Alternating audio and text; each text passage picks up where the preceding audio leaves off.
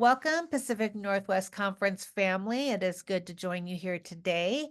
And today we welcome David Johnson from Wiley Heights Covenant Church. Welcome, David. Oh, thank you. Thanks, Jill. It's fun to be here. Great. And it is our opportunity and our joy to get to know you a little bit. And so, can you tell us just a little bit about your ministry background and what brings you to Wiley Heights? Oh, yeah, it's hard to tell the short version of that. I graduated from North Park in 1995, and I served first in a church in rural Minnesota, which was a big shock to my uh, system because I grew up in Central California. Oh, yeah. with with lots of warm sunshine. So yeah, so I served there, and then after 5 years, I was my wife and I were approved for church planting, which brought us out to the Northwest. My wife is from Seattle. She grew up in the Kent Covenant Church, so it was kind of a neat deal because Kent Covenant was basically the parent church for our church plant that we did in Maple Valley. So we were the church planters for Cedar Creek Covenant in Maple Valley. And so after working in church planting, I did some interim work in the conference and including at Gig Harbor and what had been Interbay before they joined with Quest.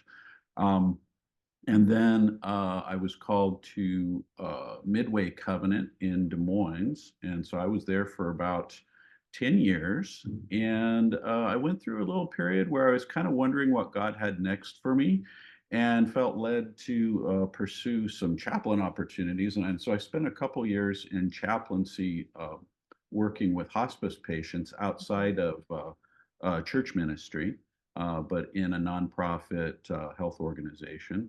And then I was, it's interesting how things seem like accidents, in life, but Right. you look back and you see God's hand on it. I was chatting with Greg Yee at one of our annual meetings. And so he was asking me about chaplaincy, how I like chaplaincy. And I said, oh, it was really fulfilling, really meaningful, and I've really felt called to it. And he said, well, what do you miss about church ministry? And I said, well, the one thing I miss is I don't get to preach. I don't have really a teaching outlet. And Right. so he was aware that Wiley Heights Covenant here in Yakima was going to be in need of someone to fill in the interim role working on weekends, which fit my schedule well because my hospice work was Monday through Friday.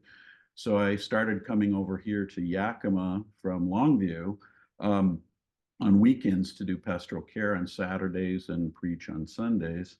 And one thing led to another. And even though I didn't see it coming and wasn't looking for it, the opportunity, an invitation came for me to consider being interviewed for the permanent position. And so after talking with Greg and following the proper procedure for all of that, it all came together. And so I've been here full time in the permanent role at Wiley Heights since May of last year. Well, congratulations. That's quite a journey. What Yeah. did you find most gratifying and fulfilling about hospice chaplaincy? Sometimes it's a little hard to put into words exactly. Um, Maybe one way to express it would be to say, when I first went into hospice chaplaincy, one of my great existential questions was, well, what's my goal here? How do I know when I've done a good job? Because I can't save anybody's life, you know. And what does it mean to come to the end of the day and say I've done my job well? And what I came away with, what I felt like the Lord was giving me was that your job is to help people to know and experience that they're not alone Mm, in whatever journey they're going through. And so we get to be partners with people, but we also get to be, in a sense, messengers for God to let people know that God's there with them, right? My ministry call is, in a way, is still the same. So I think even though it surprised me that God called me back into church ministry and the timing that He did, um, I realized that chaplaincy work made me a better pastor for coming back into church ministry Interesting. because yeah.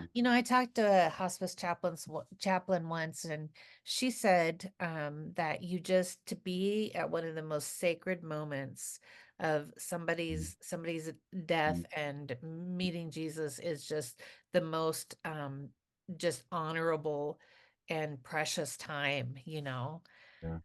Yeah. in a person's ministry. Yeah, it really emphasizes, like you said, that ministry of presence. Yeah. There's So not tell me really. a little bit about your family. Well, so my wife Sherilyn is a professional violinist and pianist. So the bulk of her work is teaching. She teaches private lessons on violin, viola, and piano. She has her own home studio. She has a studio in Issaquah where she teaches, and she and I are both adjunct at Northwest University, as I had mentioned with you before. My alma mater. Yeah, so that's pretty cool. Um, right now, part of the weirdness of our life is that she's still in Seattle. So we're in the process of trying to sell our home and get ourselves moved together to Yakima. But right now, I rent an apartment in Yakima to stay during the week, and then go home Sunday evenings, and the church is generous enough to give me a couple days off, so I take Mondays and Tuesdays off to be there with family over there. But we have a 26-year-old son, Christian. He's living at home right now. He works in Issaquah. He's a musician as well. So he keeps plenty busy with those things. And you are a musician as well. Right.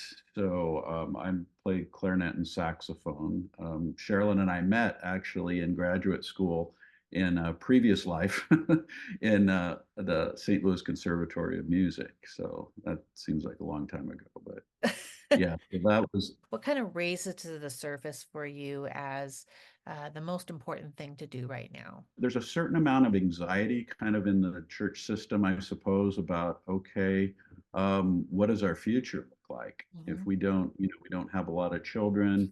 We're a rural church. We're several miles out of town, so we don't have a big flow of visitors on a regular basis.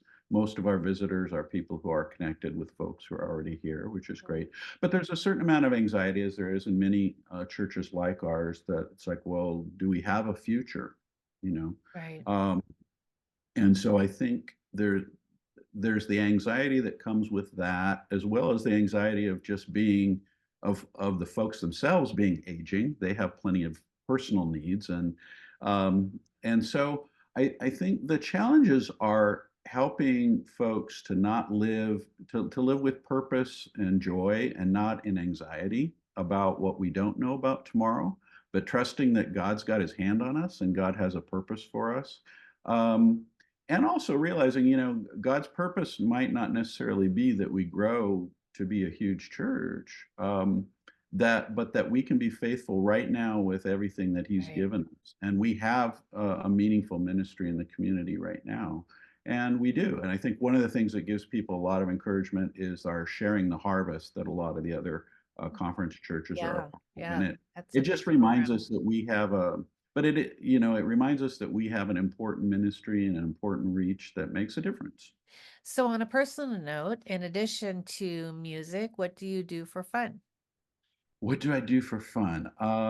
Well, I love to ride my bicycle in the winter time. Most of that is a stationary bike at the YMCA because it's cold over here. It's colder in Yakima than it is in Seattle. I love to read. I think one of the advantages of the sad advantage in not being with my family all the time, I have a lot of evenings to myself, but that gives me time to read and do some other things like that.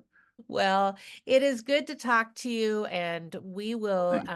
put your contact information at the bottom so people can get a hold of you and just welcome you to not just to the conference, but to your new ministry and be praying for your family. So thank you so much for sharing with us today. I really Well, appreciate it.